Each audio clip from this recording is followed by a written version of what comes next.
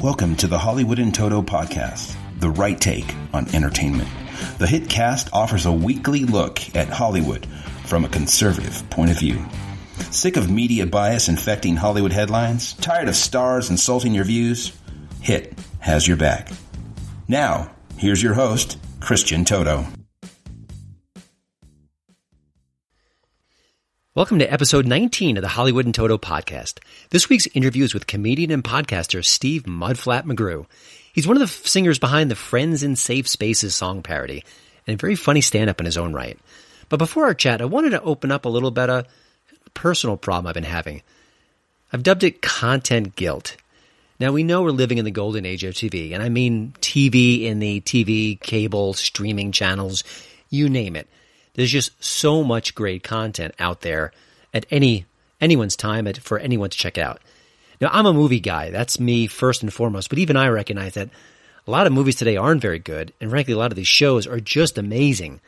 I remember absolutely inhaling Fargo Season 2. I just couldn't wait to watch each new episode. It was spectacular.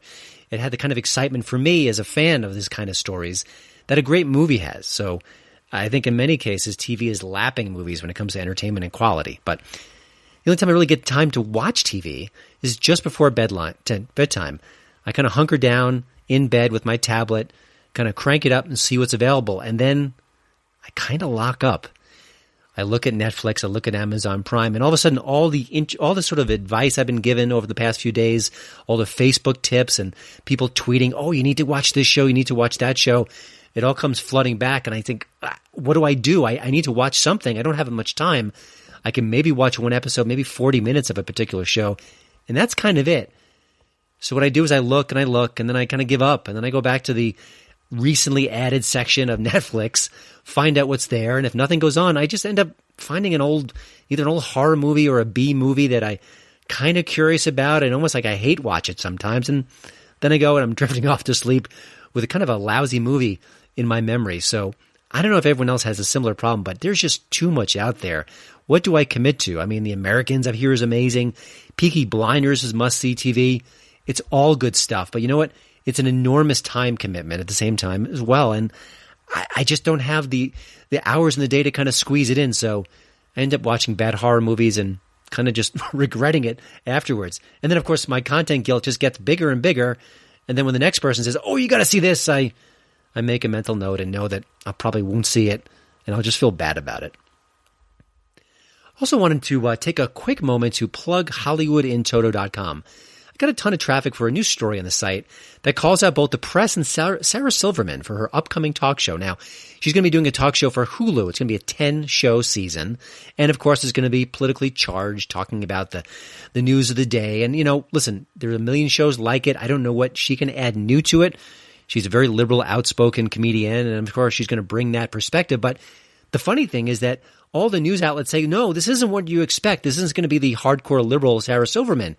She's really curious about kind of bringing in other voices, being more open-minded, kind of opening up the conversation. I thought, well, boy, on paper, that sounds great. Wouldn't that be nice to have someone who just doesn't sort of toe the liberal line and kind of talks about both sides of an issue? But then I thought, wait a minute, this is Sarah Silverman. Why in God's green earth would she even go there? What would be the impetus for her? And then I figured, well, isn't that what Larry Wilmore said a little while back? He kind of talked about the same thing when his show started, the nightly show. He was a raging moderate who would bring new voices to the conversation. You wouldn't have the typical expectations of what he would cover and the angles he would take. He was a new kind of show. And then you watched it, and it was the same old stuff. So I suspect Sarah Silverman's new show, when it comes out, will be the same old Trump bashing. And listen, Trump brings a lot of it on himself, but boy, there are a lot of left-of-center targets that could use a hit or two, a little bit of mockery perhaps, and let's just hope Sarah Silverman actually lives up to her press clippings and does it, but boy, I'm not holding my breath. Before my chat with Steve McGrew, I want to have the usual HiT Tip of the Week installment here. I recently met comedian Mike Birbiglia during his promotional push for Don't Think Twice. It's a very funny movie, kind of looking at the improv world with a rather a hardly rosy-colored glass point of view is actually pretty tough on the comedians and their lifestyle. So if you haven't had a chance to do so, check that one out. But in the meantime, why not check out Mike Birbiglia, Thank God for Jokes. It's a new comedy special, and it isn't as aggressively anti-Catholic as you think, based on that title. It's just a really funny stand-up special with a liberal meme in there, just to kind of spice things up, I guess you could say. But overall, it's mostly apolitical. But what amazed me is that not only just how funny it is, but how expertly crafted it was. Mike Birbiglia is clearly at the top of his game. He tells stories based on his life. He kind of weaves in some more outrageous observations, puts it all together in this very compelling package. And I have to say, I just was amazed by it. When I wasn't laughing, I was marveling at how well crafted it was.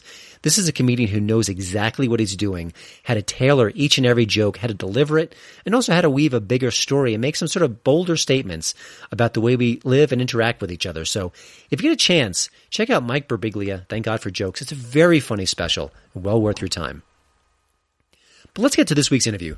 Steve Mudflat McGrew has been making us laugh for decades. The veteran comic runs not one, but two podcasts, Remasculate and Wrinkled Sheets.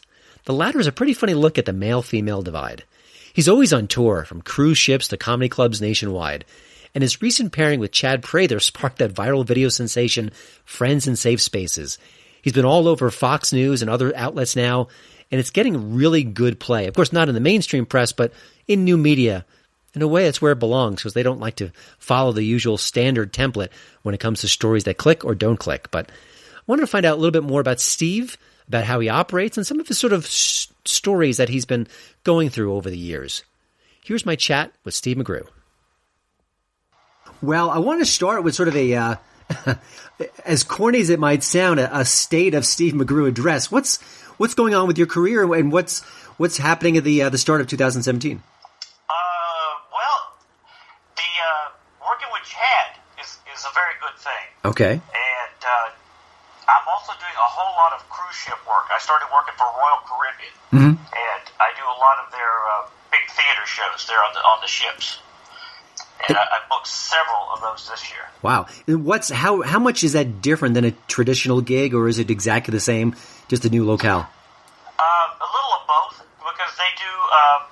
You can actually do a late night adult comedy show, which they want you to do nothing different than you would in your club show. But then sometimes when you work the big theater main room, they want you to do just like a PG show. Gotcha.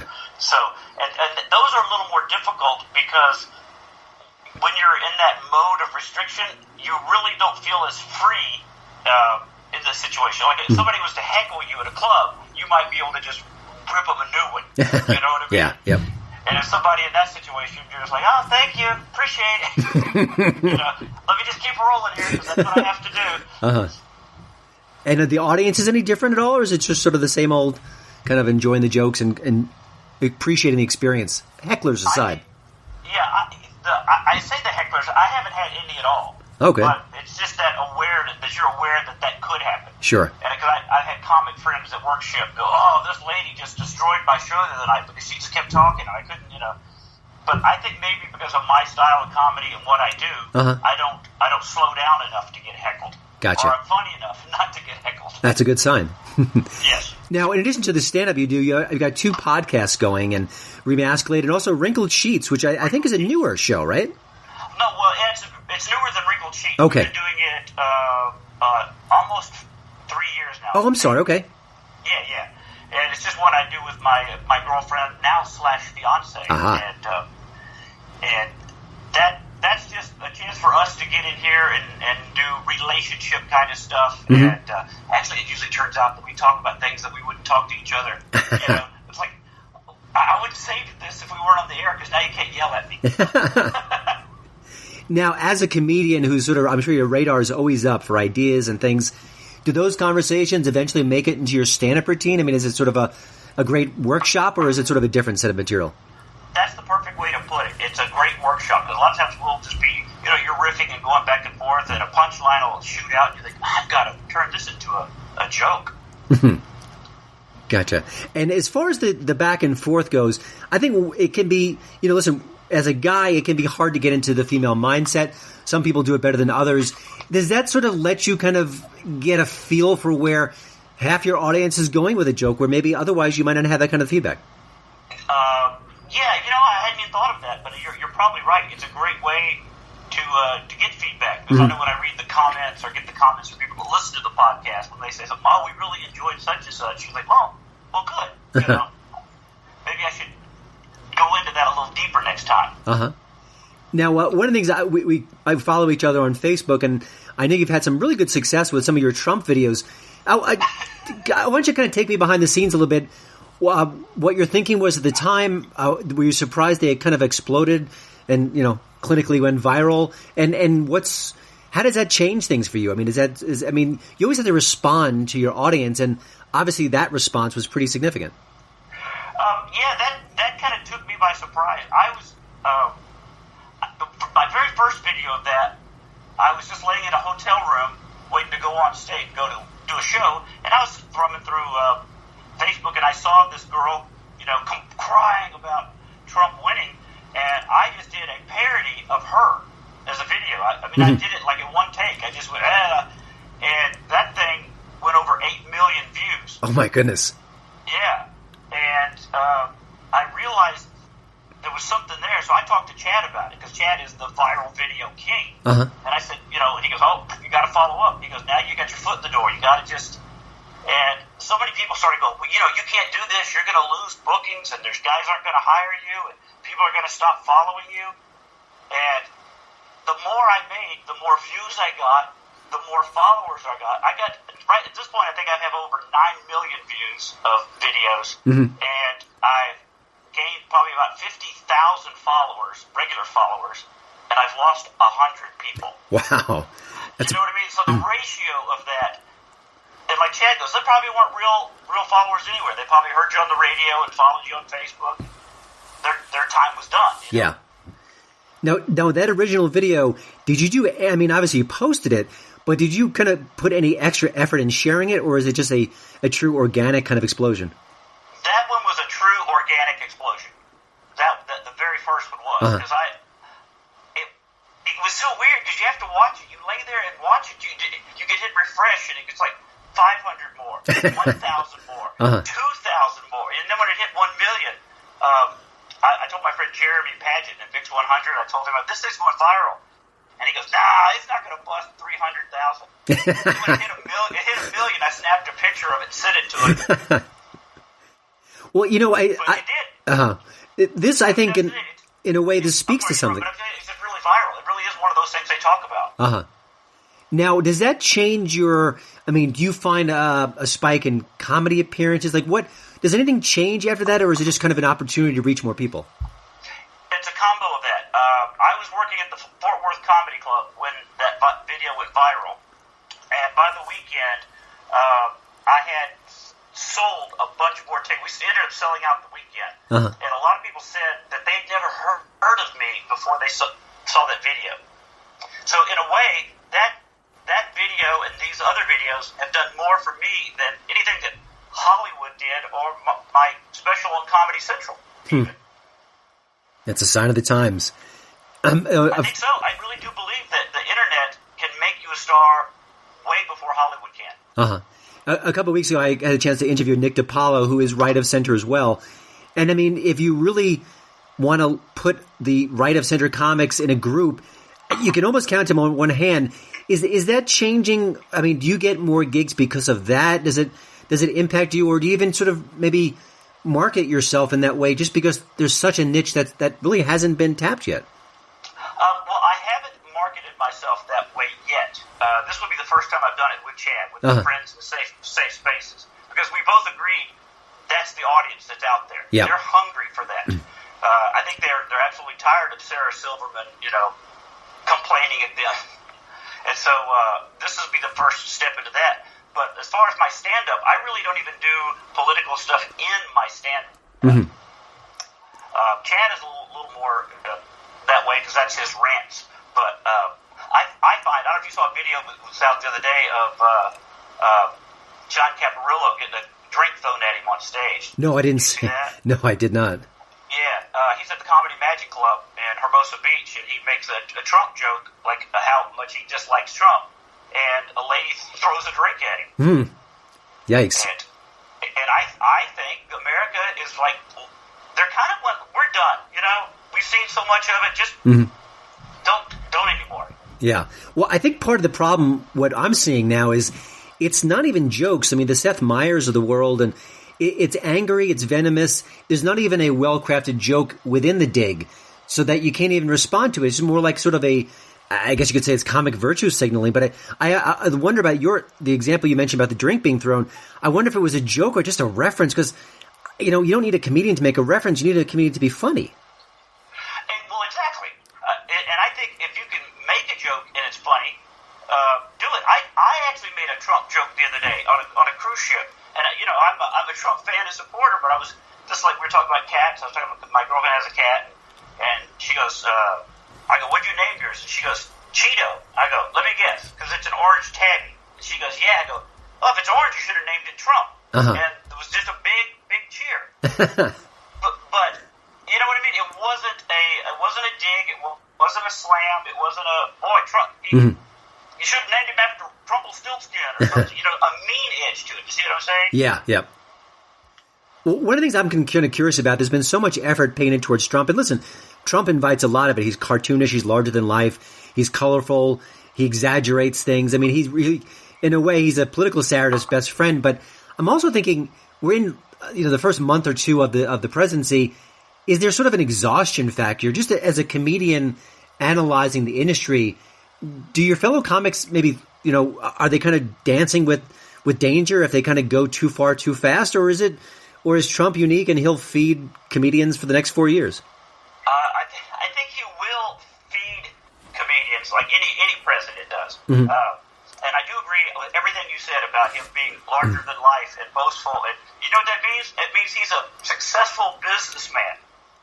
He's a great salesman, and I don't have any problem with him. He sort of reminds me of my dad in a way, of like, there was like a million cars on the highway.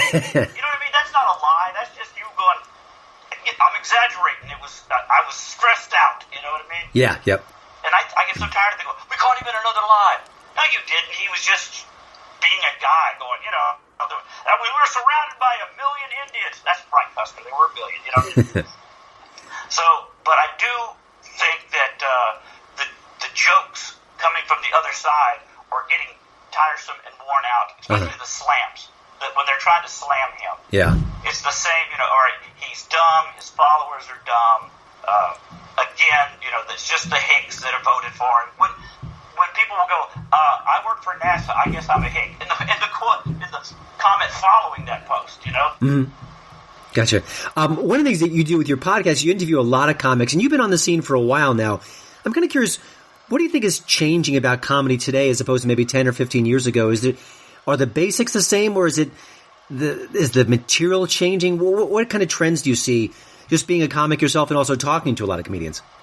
The trend now is talking like you're reading Twitter on stage. That seems to be the new thing of much younger comics, like the guys just starting out. Yeah. Because they're disjointed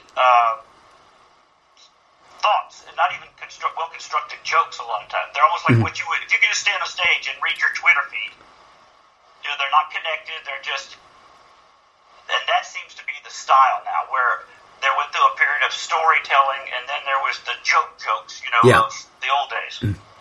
That's interesting. And I guess the audiences maybe are fragmented enough or scattered enough mentally that they're okay with sort of that's kind of loose association. Yes, I think so. I think the ADD mentality of a lot of people today. So keep it moving, just go. Yeah. And when it comes to the comedians themselves, you know, you've had success with YouTube and you're kind of savvy in that arena. Do they feel pressure to be funny on Twitter? Do you get the sense that there's almost like another job that goes to a comedian these days, the marketing, the social media? Yes, definitely. And I just talked to a comic that I worked with down in Tucson the other day, and I wish I could remember the comic that she was telling me about, but they got a job off of Twitter for writing for one of the sitcoms. They liked her jokes on Twitter so much that they actually offered her a network job. Yeah, that's amazing. So it's possible. Gotcha. And as far as when you talk to comedians, maybe younger comedians who are just kind of entering the field, what's your advice today? And is it much different than it was maybe 20 years ago? Oh, it is so much different. It's probably harder to break into the comedy clubs, but it's easier to become a star on the internet. And is there? I think that's what's happening with a lot of the new people. Is there a danger there? I remember years ago I saw Chris Isaak and Lisa Marie Presley open for him. And now he's the consummate pro, and she was terrible. I mean, she was literally reading the lyrics off a music sheet. And I'm thinking, because of her name, she didn't work the club. She didn't sort of earn her status in a sense. Is there a fear that maybe today's comedians, if they have one great YouTube video, that they can kind of go from A to Z, and yet they don't have the chops in a sense potentially? Oh yeah, no, you hit it right on the head. That's what's happening in a lot of places. That the comedy clubs will hire some of these internet YouTubers because they can sell tickets immediately, and then people walk out on the show. I've heard that from several clubs. That's terrible. One of the things I've noticed about I was looking at your kind of roster of podcast guests, and just sort of a variety of people, different nationalities. There was a lesbian comic that you interviewed. Obviously, you probably don't agree with a lot of them politically, and they could say the same for you. But it sounds like there's a good atmosphere. There's no animosity. Can you talk about that? Because I feel like there's such a divide in our country now, but here you are just sitting down with people who don't agree with you in a way, but you're having a great time. You're talking comedy. How do you get to that place, and what can we learn from those conversations? I think that just being civil and human. The podcasters you're talking about with Kristen Keys, she was one of the best podcasts. We had so much fun. She and I were working together at the Brad Garrett's Comedy Club in Vegas, and we sat down and did that podcast. And even this is my favorite part. Kristen Keys' wife is in television in L.A., and her wife was like, "You need a sitcom." I go, "I agree."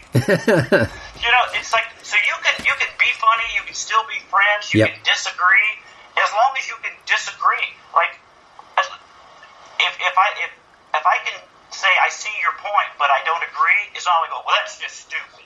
Mm-hmm. You know what I mean? I think there's too much of that right now. That's just stupid. You're an idiot to even think like that. And that never happens when I'm on a podcast or with friends. Like yesterday, I just recorded a podcast with another comic. It's called The 31 with Brent Tolbert, and he's another left-leaning. We had a great time, and after we were done, he goes, "Man, love your videos. Keep it up. You found your audience."